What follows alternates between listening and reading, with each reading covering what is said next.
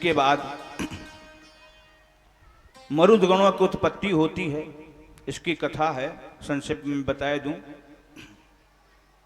आप किसी का कुछ बिगाड़ने के उद्देश्य से, किसी को हानि पहुंचाने के उद्देश्य से, किसी को नीचा दिखाने के उद्देश्य से जो भी काम करेंगे, जब वो काम पूरा होगा तो वो सब घटना आपके साथ घट जाएगी, परिणाम उल्टा हो जाएगा। दिति अपने पति कश्यप को बाध्य की कि आप हमें एक ऐसा बेटा दीजिए जो इंद्रादि देवता को पराजित करके स्वर्ग में राज्य करे। कभी कभी स्त्रियां हट करके अपने पति से गलत काम करवा लेती हैं।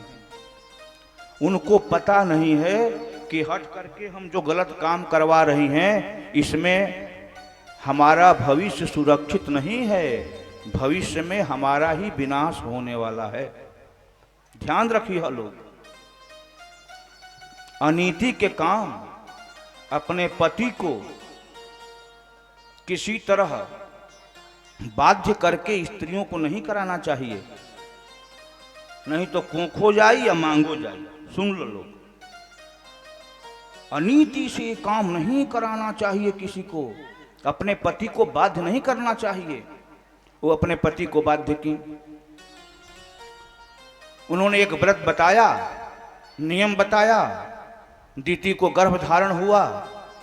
जब इंद्र को पता चला तो इंद्र सोचे कि चलते हैं मां के पास, कि मुझे हराने वाले बेटे के लिए जो नियम बनाया गया है उस नियम का पालन कर रही है कि नहीं कर रही है। दिति नियम का पालन नहीं की। इंद्र उनके मुख से प्रवेश करके उनके पेट में चले गए। अपने वज्र से उनके पेट के बच्चे को 7 भाग में खंडित किए। लेकिन वो तो कश्यप जी के आशीर्वाद थे, साधारण तो थे नहीं। आशीर्वाद होने के कारण वो 7 के 7 खंड जीवित रहे और रोने लगे। तो एक एक को 7-7 खंड किए, तो 7 कितने हो गए? 49। 50 में एक कम, फिर भी रो रहे थे। तो इंद्र ने कहा मां रुद रो मत, रो मत। तब पता चला दिति को मेरे गर्भ में कुछ अप्रत्याशित क्रिया हो रही है। इंद्र ज्यों ही बाहर आए, दिति साप देने के लिए तैयार हुई। इंद्र ने कहा मां 1 मिनट हमारी बात सुन लीजिए, फिर मैं आपका साप स्वीकार करूंगा।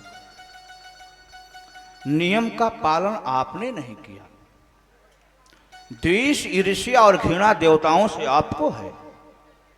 आप जो किए उसका फल मिला, और कभी भी आप सफल नहीं होंगे। आपके बेटा कभी देवता नहीं हो सकते। लेकिन मैं अपने वज्र से आपके बेटों को काटा हूं, इसलिए आपसे वचन देता हूं कि आपके 49 बेटे अब देवता की कोटि में गिने जाएंगे। ये 49 मरुदगण होंगे, इनको देवताओं के समान पूजा जाएगा। यज्ञ मंडप में इनको भाग मिलेगा। इनकी वेदी स्पेशल होगी वायव्य कोण में। अभी आपके यहाँ यज्ञ हो रहा है ना, इसके वायव्य कोण में क्षेत्रपालों की वेदी है। 149 क्षेत्रपाल वही हैं।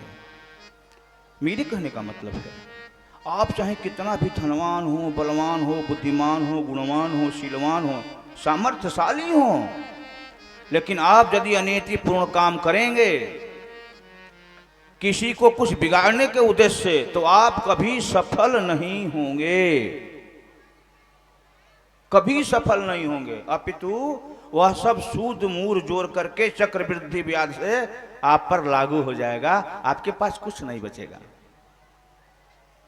कुछ नहीं बचेगा।